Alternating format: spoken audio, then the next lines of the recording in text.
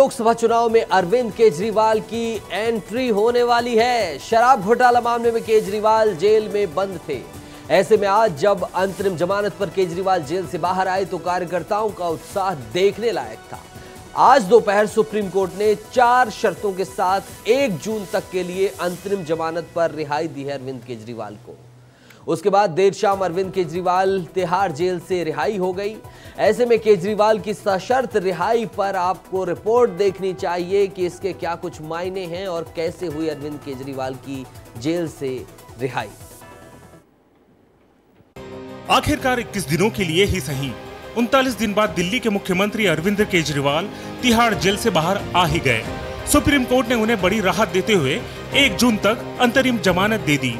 फैसले के साथ ही तिहाड़ के बाहर आम आदमी पार्टी का जमावड़ा लगने लगा। केजरीवाल का घर फूलों से सजाया जाने लगा। शाम करीब 5:50 पर केजरीवाल जेल से बाहर निकले तो समर्थकों ने जमकर खुशी जताई। केजरीवाल खुली कार में सवार होकर कार्यकर्ताओं के बीच थे। केजरीवाल ने कहा कि वो कल हनुमान मंदिर में दर्शन करेंगे, साथ ही कल वो प्रेस कॉन्फ्रेंस भी करेंगे। भारत माता की, भारत माता की, इनकलाब, इनकलाब, वंदे वंदे। आज आपके बीच में आके बहुत अच्छा लग रहा है।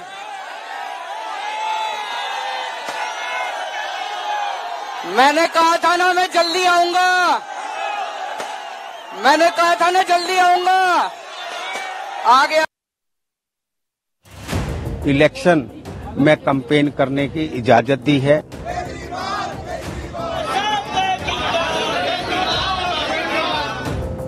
अंतरिम जमानत की राहत अरविंद केजरीवाल को देना एक बहुत ही स्वागत योग्य फैसला है।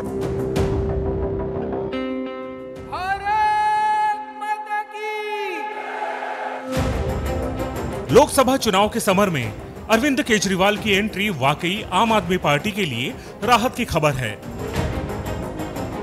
आज अरविंद केजरीवाल को सुप्रीम कोर्ट से अंतरिम जमानत मिली तो पार्टी के कार्यकर्ताओं में खुशी का माहौल है।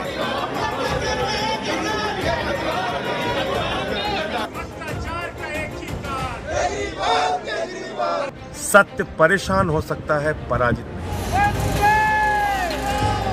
आपको बता दें, दिल्ली एक्साइज पॉलिसी घोटाले से जुड़ी मनी लॉन्ड्रिंग केस में केजरीवाल को सुप्रीम कोर्ट ने 1 जून तक के लिए अंतरिम जमानत दी है। पिछली सुनवाई में कोर्ट ने जिस तरीके से संकेत दिए थे उससे साफ तौर पर अंतरिम जमानत मिलने का अंदेशा लगाया जा रहा था और हुआ भी वही। In that oral order, the court indicated that they are granting interim release/bail to Mr. Arvind Kejriwal. न्यायमूर्ति संजीव खन्ना की अध्यक्षता वाली बेंच ने हाल ही में प्रवर्तन निदेशालय के वकील SC राजू से कहा कि वह केजरीवाल को अंतरिम राहत पर शुक्रवार को आदेश पारित कर सकते हैं। बीते गुरुवार को ईडी ने केजरीवाल की जमानत अर्जी का विरोध करते हुए सुप्रीम कोर्ट में एक हलफनामा दायर किया था। ईडी ने हलफनामे में कहा था कि चुनाव प्रचार करना कोई मौलिक अधिकार नहीं है। ईडी ने कहा था कि केजरीवाल को अगर प्रचार करने के कारण कोई अंतरिम राहत दी जाती है तो इसमें कोई दो राय नहीं है कि जेल में बंद सभी राजनीतिज्ञ यह दावा करते हुए समान राहत की मांग करेंगे कि वे भी इस श्रेणी में आते हैं। ईडी ने बकायदा असम की जेल में बंद खालिस्तानी समर्थक अमृतपाल सिंह का भी हवाला दिया था। वहीं दूसरी ओर ईडी के हलफनामे पर केजरीवाल की लीगल टीम ने कड़ी आपत्ति जताई है। इन सब के बीच राहत भरी खबर केजरीवाल और उनके शुभचिंतकों के लिए ये है कि ईडी की सभी दलीलों को दरकिनार करते हुए अदालत ने केजरीवाल को अंतरिम जमानत दे दी है। एक शॉर्ट मौखिक ऑर्डर कोर्ट ने प्रोनाउंस किया। उसमें कोर्ट ने कहा कि अरविंद केजरीवाल जी को 20 दिन के लिए इंटरिम बेल दी जा रही है 2 जून तक, और कोई कैंपेनिंग के ऊपर कोई रिस्ट्रिक्शन नहीं है। वो क्या कह सकते हैं या क्या नहीं कह सकते हैं उस पर कोई रिस्ट्रिक्शन इम्पोज नहीं की गई है। जबकि जब ऑर्डर भी प्रोनाउंस किया जा रहा था तब भी ईडी ने रिक्वेस्ट किया कि कोई रिस्ट्रिक्शन डाली जाए, लेकिन कोई रिस्ट्रिक्शन नहीं दी गई है और 2 जून को उन्हें 2 जून तक की ये मोहलत दी गई है इंटरिम बेल की।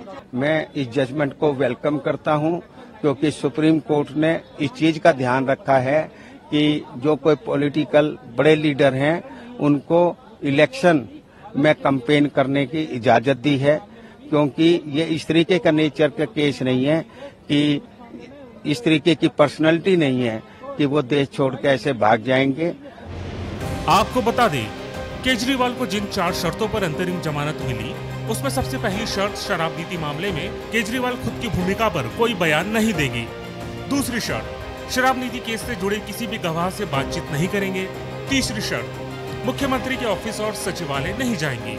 चौथी शर्त, सरकारी कामकाज में दखल नहीं देंगे और फाइलों पर हस्ताक्षर नहीं करेंगे। केजरीवाल को अंतरिम जमानत मिलने पर आम आदमी पार्टी के दिग्गजों ने प्रेस कॉन्फ्रेंस करते हुए सुप्रीम कोर्ट का विशेष आभार जताया। आम आदमी पार्टी के प्रेस कॉन्फ्रेंस में लोकतंत्र के इस मजबूत स्तंभ यानी कि न्यायिक व्यवस्था के तरीके में कसीदे गढ़ते हुए केंद्र सरकार पर तानाशाही का भी आरोप लगाया। लोकतंत्र के जो अलग अलग स्तंभ बने, आज भी इस तानाशाही के अंधकार युग में भी अपनी भूमिका को निभाए हैं। इसके लिए तहे दिल से बहुत बहुत शुक्रिया।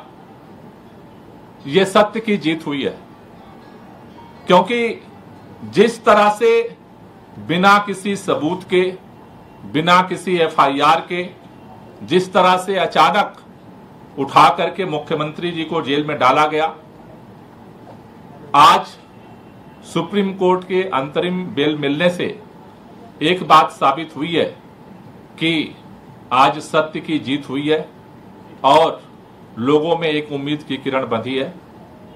आज इस देश में एक तानाशाही की सरकार है, एक सरकार जो विपक्ष को खत्म करने की कोशिश कर रही है, एक सरकार जो लोकतंत्र को खत्म करने की कोशिश कर रही है और एक सरकार जो आज देश के संविधान को खत्म करने की कोशिश कर रही है। लेकिन इस तानाशाही का अंत होगा और 2024 के ही इस चुनाव में होगा। और मैं एक बार फिर सुप्रीम कोर्ट का धन्यवाद करना चाहती हूं। कांग्रेस नेता राजू शुक्ला और कुछ दिनों पहले शराब घोटाले केस में जेल से बाहर आए संजय सिंह ने भी केजरीवाल के अंतरिम जमानत पर खुशी जताई और सुप्रीम कोर्ट के इस फैसले का स्वागत किया। बहुत अच्छा निर्णय सुप्रीम कोर्ट का है और मुझे लगता है कि लोकतंत्र के लिए निर्णय बहुत जरूरी था और अब वो निकलेंगे और अपनी बात जनता से कहेंगे और इसका जनमत का जो फैसला होगा उसका सब लोग स्वागत करेंगे। जय हिंद साथियों, सत्य परेशान हो सकता है, पराजित नहीं। आज माननीय सर्वोच्च न्यायालय का ऐतिहासिक फैसला आया। चुनाव के प्रचार के लिए अंतरिम जमानत की राहत अरविंद केजरीवाल को देना एक बहुत ही स्वागत योग्य फैसला है। हम सब लोग इसका स्वागत करते हैं और अब पूरे देश में एक सकारात्मक वातावरण बनेगा। जो अन्याय, अत्याचार और तानाशाही है देश के प्रधानमंत्री और भारतीय जनता पार्टी की, उसका अंत होगा। आपको बता दें, लोकसभा चुनाव से पहले तक केजरीवाल को ईडी ने ताबड़तोड़ समन भेजे थे। इसके बावजूद केजरीवाल ने ईडी समन को नजरअंदाज कर दिया था। कभी चुनाव प्रचार का बहाना तो कभी विज्ञापन का बहाना। जब केजरीवाल की गिरफ्तारी हुई तो सियासी पारा हाई हो गया। ऐसे में चुनाव से पहले एक अंतरिम जमानत पर जेल से रिहा होने पर देखना दिलचस्प हो जाता है कि राजनीतिक सरगर्मियां कैसे परवान चढ़ती है। ब्यूरो रिपोर्ट, विस्तार न्यूज।